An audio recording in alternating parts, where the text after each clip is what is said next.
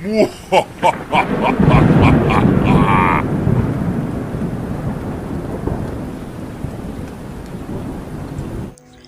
दोस्तों, आशा करता हूँ आप सब बहुत अच्छे होंगे।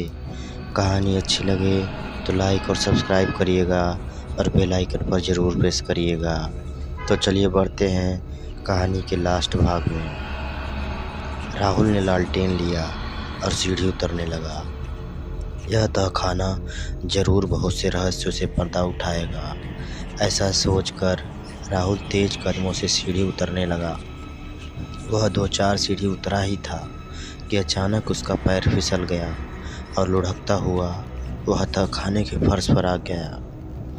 लालटेन का कांच टूट गया और उससे केरोसिन रिसकर फर्श पर फैल गया। तहखाने में गुप्त अंधेरा हो गया। राहुल ने खड़े होने की कोशिश की तो दर्द से कराह उठा। उसका पैर की नस चढ़ गई थी। वह रेंगता हुआ आगे बढ़ने लगा। हाथों के सहारे आगे बढ़ते हुए उसका हाथ किसी चीज़ से स्पर्श हुआ, जैसे ठंडा पड़ गया शरीर हो। राहुल का दिमाग सुन्न होने लगा। अनेक अनुमान उसके जहन में दौड़ने लगे। लाश, डर से कांपते होठे से वह बड़बड़ाया।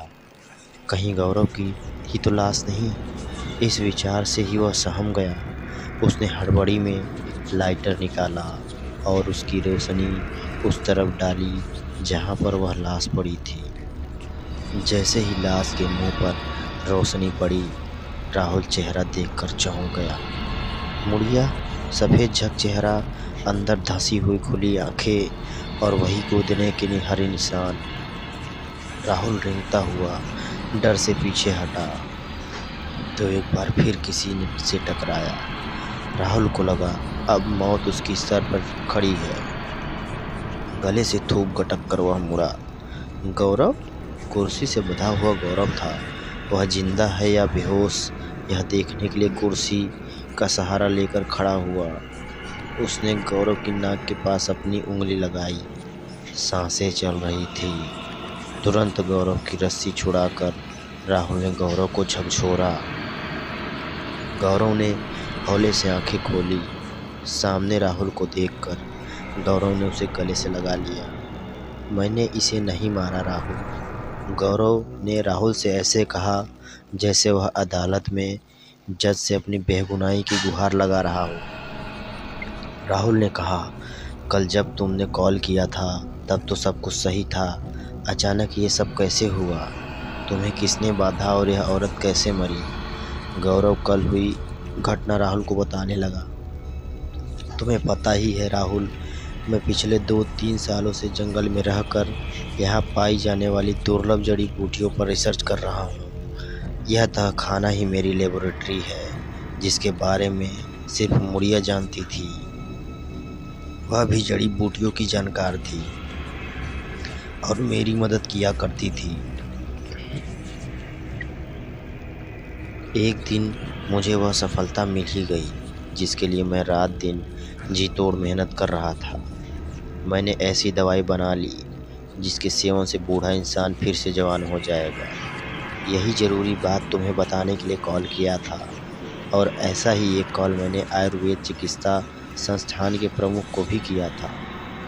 उन्हें भी मैंने यहाँ बुलाया, पर वो बिना पूरी बात जाने यहाँ आने के लिए राज़ी नहीं हुए। मजबूरन यह गुप्त बात मुझे उन्हें बतानी पड़ी।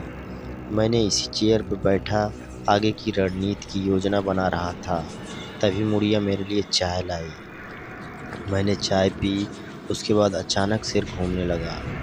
उसके बाद मैंने खुद को चेयर से बंधा हुआ पाया। मुड़िया मेरे सामने खड़ी हुई थी। उसने मेरी बात सुन ली थी।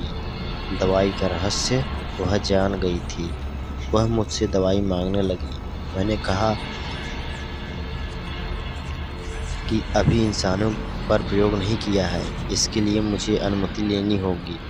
मैंने उसे यकीन भी दिलाया कि यह दवाई उसे ज़रूर दूंगा, बस कुछ समय और इंतज़ार कर ली, पर वह नहीं मानी और उसने मेरी लेबोरेटरी में रखी सारी दवाई खा ली।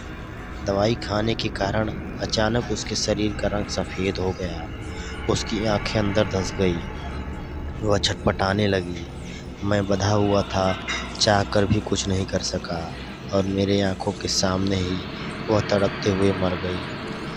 गौरव की आप बीती मेरे अलावा कोई और भी सुन रहा था और वह अभी तक खाने की सीढ़ियों पर खड़ी हुई मुड़िया अब भी वह भयानक लग रही थी, पर उसकी आंखों में अपनी गलती का पछतावा साफ झलक रहा था। अचानक उसके चेहरे के भाव बदल गए। वह दोनों को क्रोध से देखने लगी। उसकी लाश फर्श पर थी। लालटेन का केरोसिन फैलकर उसकी लाश तक आ गया था। जैसे ही वह हमला करने के लिए गौरव पर झटपी, राहुल ने केरोसिन की धार पर लाइटर जलाकर फेंक दिया। हल्की सी चिंगारी पाते ही केरोसिन ने आग पकड़ ली। लाश धू-धू कर जलने लगी और उसी के साथ वह खौफनाक मुड़िया भी आग से धुएं से हवा हो गई। गौरव और राहुल तहखाने से बाहर आ गए। खौफ की वो रात बीत चुकी थी।